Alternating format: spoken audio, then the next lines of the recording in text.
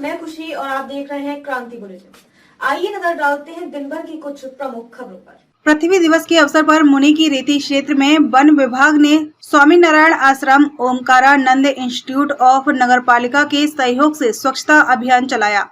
इस दौरान एक ट्रक कचरा एकत्रित कर डंपिंग ग्राउंड भेजा गया। स्वच्छता अभियान में सहयोग देने वाले सभी स्वयं सेवियों ने अपने अपने क्षेत्र को स्वच्छ रखने का संकल्प भी लिया। शुक्रवार की सुबह पृथ्वी दिवस के अवसर पर प्रभागीय वन अधिकारी नरेंद्र नगर प्रभाग मुनि की रेती के आदेश पर वन विभाग के कर्मचारियों ने स्वच्छता अभियान चलाया। इस दौरान स्वामी नारायण आश्रम ओमकारानंद इंस्टीट्यूट ऑफ नगरपालिका ने अपना विशेष योगदान दिया। शिवानंद नगर स्थित कारगिल शहीद दिनेश फिलिंग स्टेशन से शुरू हुआ स्वच्छता अभियान तपोवन होते हुए बाईपास मार्ग पर ओमकारानंद इंस्टीट्यूट पहुंचकर संपन्न हुआ। प्रभागीय वन अधिकारी नरेंद्र नगर राजीव धीमान ने बताया कि स्वच्छता अभियान के दौरान एक ट्रक कचरा एकत्रित किया गया है, जिसे नगरपालिका के सहयोग डंपिंग ग्राउंड भेज दिया गया है। ये प्रभागीय वन अधिकारी महोदय के आदेश थे कि यहाँ पर साफ सफाई अभियान चलाया जाए, तो इसके तहत हमने नगरपालिका, स्वामी नारायण आश्रम, ओमकारानंद इंस्टीट्यूट और स्थानीय पत्रकार और अन्य हमारे जो वन विभाग के कर्मचारी हैं उनके सहयोग से आज एक साफ सफाई अभियान तपोवन क्षेत्र में चलाया गया और इसमें हमारे द्वारा लगभग एक ट्रक कूड़ा हमारे द्वारा एकत्रित किया गया और इसमें जो हमारे द्वारा जो कूड़ा एकत्रित किया गया उसका निस्तारण के लिए हमने उस कूड़े को नगर पालिका की जो गाड़ी साथ में चल रही थी उसमें डाल दिया और कूड़े का निस्तारण नगर पालिका के द्वारा किया जाएगा। आज स्वामी नारायण वैदिक ऋषिकुल के ऋषि कुमारों एवं ओमकारानंद इंस्टीट्यूट के विद्यार्थी और फॉरेस्ट डिपार्टमेंट के साथ मिलकर आज हम सब ने सफाई अभियान चलाया, जिसके अंतर्गत लक्ष्मण झूला क्षेत्र जो है तपोवन क्षेत्र है उनके अंदर लगभग एक ट्रक जितना कूड़ा उठाया और उसको निस्तारण किया। मुझे समाज से एक ही संदेश देना है कि ये जो सिंगल यूज़ प्लास्टिक है उसका उपयोग कम से कम करें और अगर उपयोग कर रहे हैं तो उसका निस्तारण भी सही जगह पे कराइए इसका, ताकि पर्यावरण को ज़्यादा नुकसान ना हो, क्योंकि पर्यावरण अगर अच्छा है तो हमें अच्छा सा स्वास्थ्य मिलेगा। धन्यवाद।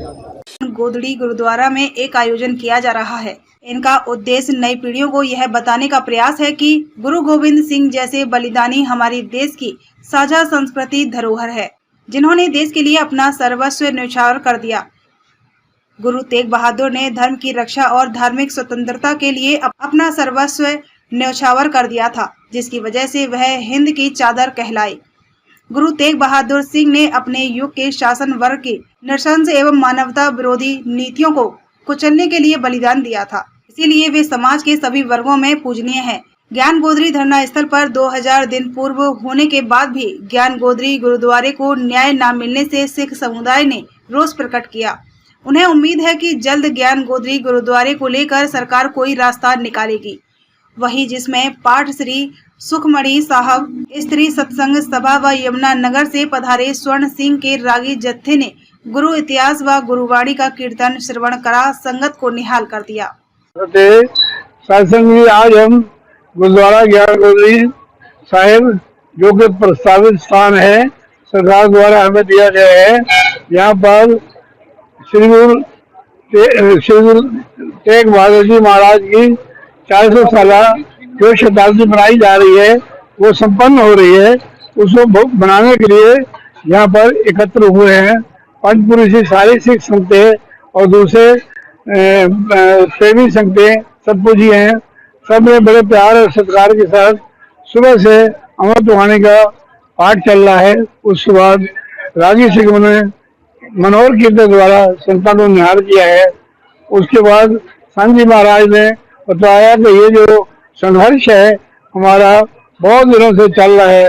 हमारा सरकार से आग्रह है कि जल्दी से जल्दी इस स्थान को आवंटित करके हमारे को क्लियरेंस लेटर दिया जाए, ताकि कार सेवा करके हम एक भव्य गुरु जी नानक देव जी महाराज की याद में स्थान बना सके। संगता की बहुत परियोर अपील है और वो चाहते हैं कि जल्दी से जल्दी जो शांतमयी तरीके से संगतें रिक्वेस्ट करती आ रही है, हमारी इसको मान के जल्दी भारत सरकार और प्रांतीय सरकार स्थान को हमें आवंटित करने की कृपालता करे।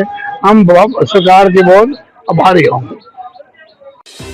आत्मनिर्भर होते भारत की एक आदर्श प्रेरणा है रुचि सोया इंडस्ट्रीज लिमिटेड। रुचि सोया ने एडिबल ऑयल के साथ साथ FMCG, biscuit, implant based organic Nutrela nutraceuticals में भी एक नया कीर्तिमान स्थापित किया है। आइए रुचि सोया के साथ मिलकर देश को स्वस्थ, समृद्ध और शक्तिशाली बनाने का इतिहास रचे।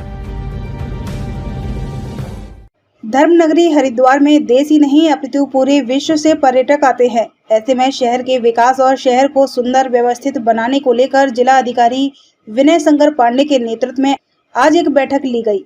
बैठक में शहर भर के विभिन्न सामाजिक संगठनों, एनजीओ, साधु संतों, व्यापारियों और प्रबुद्ध नागरिकों के साथ बैठक कर शहर को सुंदर और व्यवस्थित बनाने के सुझाव आमंत्रित किए। बैठक के बाद जिलाधिकारी ने बताया कि जिला प्रशासन द्वारा हरिद्वार विकास परिषद का गठन किया जा रहा है, जिसमें शहर के हर वर्ग के चुनिंदा लोगों को रखा जाएगा, जो लोग शहर के विकास के साथ साथ शहर को सुंदर और व्यवस्थित बनाने के लिए अपने सुझाव देंगे और जो कार्य कराए जाएंगे उन पर निगरानी भी रखेंगे। कि डिस्ट्रिक्ट का एक होलिस्टिक डेवलपमेंट होना चाहिए और न केवल डेवलपमेंट जिसमें हम कहते हैं कि अच्छी रोड हो, अच्छी लाइट हो, सुविधा हो, बल्कि इसके सोशल एस्पेक्ट को भी देखा जाना चाहिए। क्योंकि मुझे ये जानकारी मिली कि यहाँ थोड़ी बहुत ड्रग्स की समस्या भी इस ज़िले में है काफ़ी, और साथ ही साथ जो हमारे ओल्ड एज के लोग हैं उनकी देखभाल करने वाला भी कोई नहीं है। तो इन्हीं सब विषयों को लेकर हमने कहा है कि एक डिस्ट्रिक्ट लेवल पर हमारे जितने समाज के वर्ग हैं, चाहे वो आपके मीडिया से भी जुड़े हों, वो भी इसमें रिप्रेजेंटेशन उनका हो, हमारे होटल एसोसिएशन, इंडस्ट्रीज़, गंगा सभा, अखाड़ा परिषद, इन सभी का एक टेम्पो टैक्सी यूनियन, व्यापार मंडल, एक डिस्ट्रिक्ट काउंसिल बनाई जाए 25 से 30 मेंबर की, और ज़िले के बारे में उनके अच्छे सुझाव लिए जाएं और इसको समयबद्ध ढंग से पूरा किया जाए। इसका लाभ देखिए ये होगा कि अगर सभी वर्गों का रिप्रेजेंटेशन होगा और हम लोग कोई निर्णय लेंगे तो उसको लागू करना बहुत आसान होगा, और किस तबके की, किस वर्ग की क्या समस्या है उस वर्ग का व्यक्ति ही ज़्यादा बेहतर ढंग से बता सकता है। तो इसी कॉन्सेप्ट को लेकर हम लोगों ने एक डिस्ट्रिक्ट काउंसिल लेवल पर काउंसिल गठन करने का निर्णय। हरिद्वार जिले की विभिन्न समस्याओं को लेकर विपक्ष के सभी 8 विधायक एक मंच पर नजर आए और उन्होंने कहा कि जनता के हितों की लड़ाई वह सभी मिलकर लड़ेंगे और किसी कीमत पर सरकार को मनमानी नहीं करने देंगे। साथ ही जिले में सांप्रदायिक तनाव का जो माहौल बनाया जा रहा है उसे बर्दाश्त नहीं किया जाएगा। आपको बता दें कि दिल्ली रोड स्थित एक होटल में हरिद्वार जिले के विपक्षी विधायकों की बैठक हुई, जिसमें कांग्रेस के 5 विधायक, बसपा के 1 विधायक, 1 निर्दलीय विधायक उमेश कुमार शामिल रहे। विधायकों ने कहा कि जिले में पुलिस विधायकों की सुन नहीं रही है, साथ ही विपक्षी विधायकों का उत्पीड़न किया जा रहा है, जो बिल्कुल बर्दाश्त नहीं किया जाएगा। अब सामाजिक रूप से हरिद्वार जिले में विधायकों की लड़ाई लड़ेंगे। विधायकों ने आरोप लगाया कि विपक्षी विधायकों का पुलिस द्वारा उत्पीड़न किया जा रहा है, जो बिल्कुल बर्दाश्त नहीं किया जाएगा। वहीं बैठक में बिजली कटौती, कानून व्यवस्था के साथ अधिकारियों के रवैये से नाराज हैं। उन्होंने कहा कि मामले की शिकायत डीजीपी और मुख्य सचिव से मुख्यमंत्री तक करेंगे। साथ ही यदि सरकार के खिलाफ आंदोलन भी करना पड़े तो कोई पीछे नहीं हटेगा। बैठक में खानपुर के निर्दलीय विधायक उमेश कुमार, भगवानपुर विधायक ममता राकेश, हरिद्वार ग्रामीण विधायक अनुपमा रावत, झवरेड़ा विधायक वीरेंद्र जाती, ज्वालापुर विधायक रवि बहादुर, कलियर विधायक फुरकान अहमद, लक्सर विधायक मोहम्मद शहजाद शामिल रहे। तारीख से जब से रिजल्ट आया हम देख रहे हैं बीजेपी के पक्ष में आया है। उसकी खुशी मनाने की जगह, जनता के लिए कुछ काम करने की जगह हम देख रहे हैं जहां कांग्रेस के विधायक हैं वहां पर जानबूझ के जो है लोगों का, आमजन का और कांग्रेस के जो समर्थक हैं उनका, वर्कर्स का उत्पीड़न किया जा रहा है। हम लोग जब बात रख रहे हैं पुलिस आला अधिकारियों के सामने तो वो हमको सिर्फ आश्वासन देके एक तरीके से मैं कहूँ टरका रहे हैं। मैं ये नहीं कहती कि पूरा अमला जो है, प्रशासन जो है विरोध में काम कर रहा है, लेकिन ज़्यादातर लोग जो हैं ऐसा लग रहा है जैसे कि कन्नी काट रहे हैं, बिल्कुल इग्नोर किया जा रहा है। ये इस तरीके से नहीं चलेगा। लॉ एंड ऑर्डर अगर मेंटेन नहीं रहेगा प्रदेश में, उत्तराखंड जैसे राज्य में जो शांति प्रिय राज्य के रूप में जाना जाता है, अगर वहाँ लॉ एंड ऑर्डर बिगड़ रहा है, शांति सौहार्द खतरे में दिख रहा है साफ, तो कैसे होगा। लोगों को यहाँ सरकार बनती है रोजगार के लिए, सरकार बनती है विकास के लिए, उससे ध्यान भटकाने के लिए मैं स्पष्ट कह रही हूँ आज आप लोगों के माध्यम से, जनता का ध्यान भटकाने के लिए इस तरीके का माहौल क्रिएट किया जा रहा है, जो कि बहुत गलत है। हैं, आम जन को परेशान किया जा रहा है। तो ये सब है। जैसे भाजपा सरकार जो महिलाओं ने कहते हैं कि महिलाओं ने दिलाया, दूसरी तरफ ठीक है जहां कांग्रेस को लगा आपने महिला स्पीकर के रूप में दिया, हम लोगों ने समर्थन किया, लेकिन वहीं पर दूसरी तरफ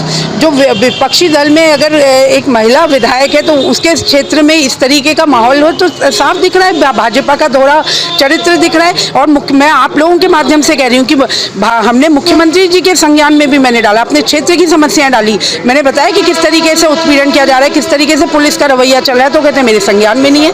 मुख्यमंत्री होके एक विधायक धरने पर बैठ गया और आपके संज्ञान में नहीं है बात, तो ये तो बड़ी अचरज वाली बातें थी। तो ये सब है, महिला को अनदेखा किया जा रहा है, बिल्कुल किया जा रहा है, बिल्कुल। बैठक में ये तय हुआ है कि हरिद्वार में जो है लॉ एंड ऑर्डर की स्थिति बहुत खराब है, चारों तरफ क्योस हुआ है, कभी कहीं कोई घटना घट रही है, कभी कोई घटना घट रही है। इसके संबंध में हम सब लोगों ने बैठ के चर्चा की और ये तय हुआ है कि इसके संबंध में हम अधिकारियों को अवगत कराएंगे और डीजीपी से समय लेंगे, उनको भी बताएंगे कि क्या स्थिति है। कुछ पुलिस के अधिकारी ऐसे हैं जिनको विधायक फ़ोन करते हैं, फ़ोन नहीं उठाते, फ़ोन कॉल बैक नहीं आते जब तक कोई बड़ी घटना घट चुकी होती है। ये अवमानना का भी मामला है, इसके संबंध में भी उनको बता दिया जाएगा और जल्द ही अगली क्या रणनीति है इससे भी आपको अवगत करा देंगे। सरकार को घेरने की कोशिश होगी, ज़रूरत पड़ेगी तो सरकार को भी घेरेंगे। अगर आम आदमी परेशान होगा, चारों तरफ भय का माहौल होगा तो सरकार को घेरने में भी कोई गुरेज नहीं है, सरकार को भी घेरेंगे। भाजपा सरकार के 2 मंथ खबर हरिद्वार से, जहां पर आज खाद्य नागरिक आपूर्ति एवं उपभोक्ता मामले विभाग की मंत्री रेखा आर्य हरिद्वार पहुंची, जहां पर उन्होंने फोर्टिफाइड चावल का 50 लाभार्थियों को वितरण किया। वहीं कैबिनेट मंत्री रेखा आर्य ने कहा कि इस समय अमृत उत्सव चल रहा है और इस उत्सव के साथ साथ हम अन्य उत्सव को भी सेलिब्रेट कर रहे हैं। इसके अंतर्गत हम गरीब तबके के लोगों को फोर्टिफाइड चावल का वितरण कर रहे हैं, जिससे कि लाभार्थियों को राशन के साथ साथ उनके भोजन में पोषक तत्व पहुंच सके और वह स्वस्थ रह सके। इसलिए हम यह अमृत उत्सव के साथ साथ अन्य उत्सव भी मना रहे हैं।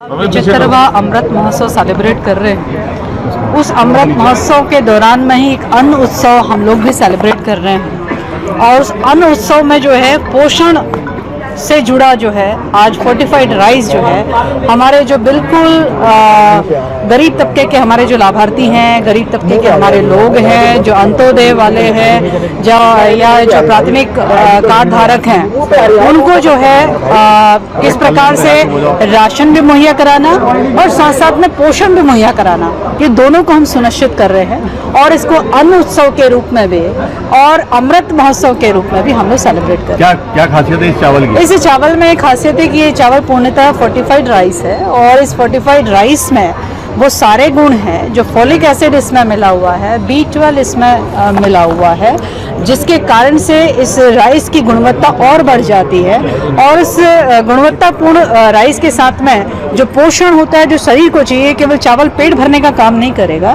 बल्कि पोषक तत्व जो शरीर को चाहिए वो पोषक तत्व जो है इस चावल के माध्यम से लोगों को प्राप्त होगा और इससे हमारी जो कुपोषण के प्रति हमारी लड़ाई है वो और कारगर सिद्ध होगी। तो ये एक विशेष आपकी बार खाद्य विभाग जो है एक विशेष योजना भी लेकर आया है जिसके कारण से खाद्य सुरक्षा के साथ साथ पोषण सुरक्षा हमें प्रदान कर रहा है। अब तक के लिए बस इतना ही, मिलते हैं फिर ऐसी ही बड़ी खबरों के साथ। तब तक के लिए नमस्कार और देखते रहिए क्रांति बुलेटिन।